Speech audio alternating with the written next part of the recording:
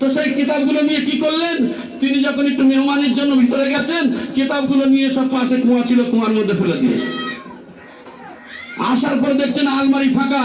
তো বলছে আপনি এগুলো কি করলেন? বলছে এগুলো কি আপনার লাগবে? বলে আরে তুমি মানুষ, তুমি কি বোঝো, এগুলো লাগবে না মানে? কি করলেন, কুয়ার কাছে গিয়ে বিসমিল্লাহির রহমানির রহিম বলে কিতাবগুলো নিয়ে হাতে দিলেন, কোনো পানিতে স্পর্শ করেনি। বলে এটা কোন এলেন? বলে এটা হলো মারিফতের এলেন, যে জ্ঞান, তোমারও জ্ঞান একটা আলাদা, আর এটা হলো মারিফতের এলেন, এটা স্বয়ং আল্লাহর তরফ থেকে দেওয়া। জোরে বলুন সুবহানাল্লাহ। এনার সম্পর্কে অনেক ঘটনা রয়েছে। মসনবী শরীফের যিনি লেখক, একজন বিখ্যাত ব্যক্তি, যার সম্পর্কে আমাদের মাওলানা আমিনুল সাহেব এখনই বয়ান করছিলেন। এনার ইতিহাস দেখেন, ওলি আল্লাহদের কথা দেখেন। তিনি কি করছেন, তিনি চিন্তা করছেন যে আমি চলে যাওয়ার পরে এই কাজগুলি কাকেই দেয়া যায়। তিনি ঘুরতে ঘুরতে দেখতে পেলেন সেই ব্যক্তি, তিনি হলেন জালালউদ্দিন রুমি রহমাতুল্লাহ আলাইহি। তো বলল যে বাবা, আল্লাহকে চিনতে গেলে কি করতে হয়? মুসলমান কোন ব্যক্তি? মুসলমান কোন ব্যক্তি? তো বললেন যারা কোরআন হাদিস অনুযায়ী চলে, আল্লাহ রাসূলের কথা অনুযায়ী চলে, সেই ব্যক্তি। তো বলল তাই? বলে হ্যাঁ। তো তিনি এই কথার মধ্যে একটা কথা বললেন যে তোমার কথাটা ঠিকই আছে, তার মধ্যে শুধু একটা জিনিস জুড়ে দিলেন যে কোরআন ও হাদিসের কথা অনুযায়ী সে মুসলিম, কিন্তু তার মধ্যে আল্লাহর রহমতও থাকতে হবে। এরকম বহু ঘটনা রয়েছে তার জীবনের ইতিহাস। আমার ভাই, এই জন্য করে ওলি আল্লাহরা দেখবেন, হুজুর কেবলা একটা কথা বলেন, তিনি তো বারবার বলেন আমি কিছুই জানি না, কিছুই বুঝি না, কিন্তু তিনি প্রত্যেক কথাই যখন বলেন, কথা বলতে গেলে ইনশাআল্লাহ শব্দটা ব্যবহার করেন। আর আমরা বলতে গেলে অনেক সময় কি হয়, অনেক সময় বলি, অনেক সময় ভুলে যাই। আমি এর আগে একটা কথা আপনাদের সঙ্গে আলোচনা করেছিলাম যে এক ব্যক্তি বলছেন যে কামেল মোর্শেদ যিনি হয়েছেন, আপনাদের যে হুজুর হয়েছেন, যে পীর সাহেব হয়েছেন, সে পীর সাহেব কি, সে তো আলেম নয়, সে তো কিছুই জানে না, বোঝে না।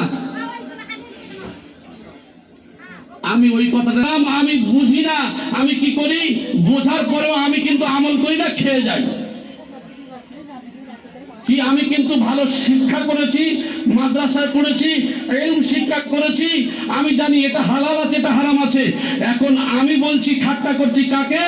ওই সুরুফি আজানগাছি রহমাতুল্লাহ আলাইহি তার খলিফাগণকে।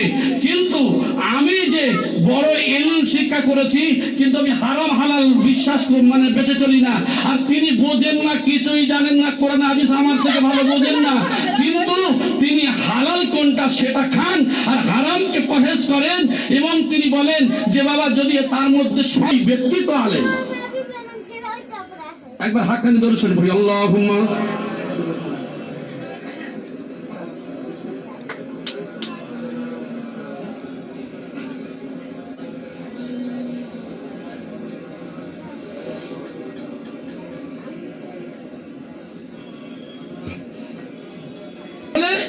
যে কথা বলছিলাম যে ওলি আল্লাহদের বিষয়ে আমরা অনেক কথা বলি, সবসময় একটা কথা বলে রাখি, যদি নিজেকে নিজে ছোট মনে করি তাহলে সেই হবে বড়। আমরা নিজেদের আমিত্ব ভাব দেখালে কিছুই হবে না। আর আমিত্ব দেখানো মানে মনে করবেন কি, খুশিদা হুজুর পেলার কথা, সবল সিংহ একটা কথা শুনে রাখুন। তিনি বলতেন যে কলা গাছের মোচা পড়লে মাথা নিচে হয়ে যায়। কলা গাছের যদি মোচা পড়ে যায়, মোচা বোঝেন তো, কলার যে মোচা হয়, কলা যখন হয় তখন মোচা লাল মতো যেটা বার হয়, তো ঠিক তদ্রুপ মাথা নত হয়ে যায়।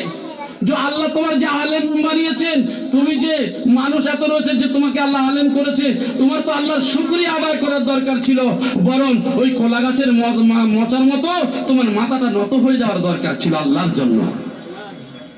এই পথওয়ালা মানুষ, কুপথগামী মানুষ, তাদেরকে সুপথ দেখানোর জন্য এটাই তো দায়িত্ব ছিল আলেমদের। কারণ আল উলামা ওয়ারাসাতুল আম্বিয়া, নবীর ওয়ারিস হলো আলেম সম্প্রদায়। এই আলেমের কাজ ছিল এই নবিয়ানা কাজগুলো তাদেরকে করা। আজকের দেখেন সেই নবিয়ানা কাজকে দেখেন এই কামেল মুর্শিদ সুন্নতে আজান গাছি রহমাতুল্লাহ আলাইহি, যাদেরকে আমরা ঠাট্টা গিবত গিল্লা করে থাকি, দেখেন তিনি একজন সাধারণ মানুষ। আজকের দেখেন আল্লাহ সুবহানাল্লাহ। একবার লক্ষ্য করে দেখি আলেম কোন ব্যক্তি। নিজেদের ফখর করব না, ফখর করলে শেষ হয়ে যাবে, ফখর করলেই শেষ হয়ে যাবে। আমি আপনি যদি ফিকির করি, যদি চিন্তা করি, তাহলে বুঝতে পারবো যে ওলি আল্লাহদের জগৎ, তপস্যার জগৎটা একটা আলাদা। আমাদের এখানে একজন ইঞ্জিনিয়ার সাহেব আছেন, আমি নাম বলছি না, যিনি বাসে ছিলেন, বাস নদীতে পড়ে গেছে, আর দরুদ শরীফ হাক্কানি দরুদ শরীফ পড়ছেন। দেখতে পাচ্ছেন যে তার যে জায়গায় রয়েছেন সেই জায়গায় কি হয়েছে, একটা বড় ভাঙন হয়ে গেছে, এবং সেখান থেকে দরুদ শরীফ পড়তে পড়তে আল্লাহ তার হিফাজত করেছে। সুবহানাল্লাহ। এখন যদি বলেন এর দলিল কি,